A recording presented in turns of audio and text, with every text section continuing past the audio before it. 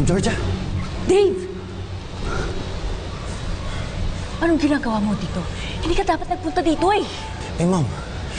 Yung cellphone kasi na-tepo. Yung message niya sa akin, magkita tayo. Ma'am, pahingang pera. Pambili na ng cellphone. Sige na.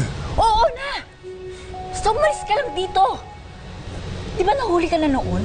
Hindi ka na nadala? Ako, ma'am. Limot na ako ng mga gwardiya dito, no?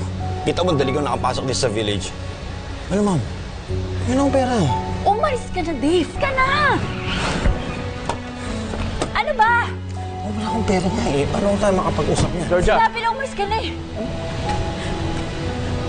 Ano ibig sabihin ito?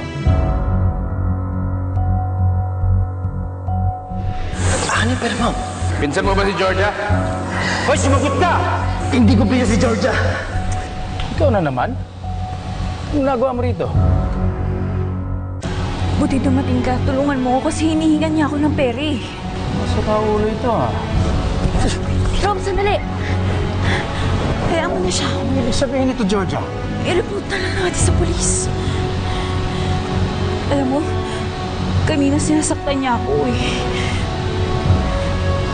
Mahayop sila. Ayaw talaga nila akong tigilan. Salamat. Salamat. Hinabol daw ng mga guards yung Dave pero nakalabas din ng village. Hindi naabutan. Natatakot po ako. Makabalikan ako. Rom, pwede ba gawan mo ng paraan na hindi na makabalik yung lalaking yan? Na-report na nila sa polis. Queen Georgia, dapat siguro kumuha ka na ng sarili mong bodyguard. Paano kung binalikan ka nga nun? Oh. Hindi na, Zenny. Mag-iingat na lang ako. Mabuti pa huwag ka muna lalabas ng bahay. Mas lalo na sa Sydney.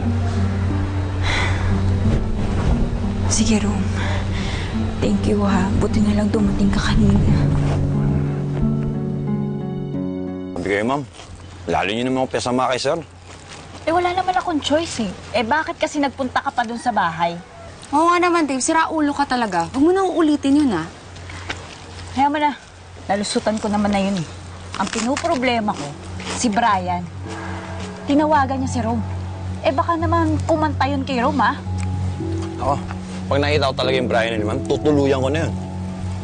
Pagsabihan mo yung tao mo, ha? Baka siya pa makasira sa atin. Sige po, ma'am. Ako pong bahala makipag-usap doon. Tsaka, ayoko na kasi nilalagay yun. Dota may kita eh. Saan pupunta? Ha?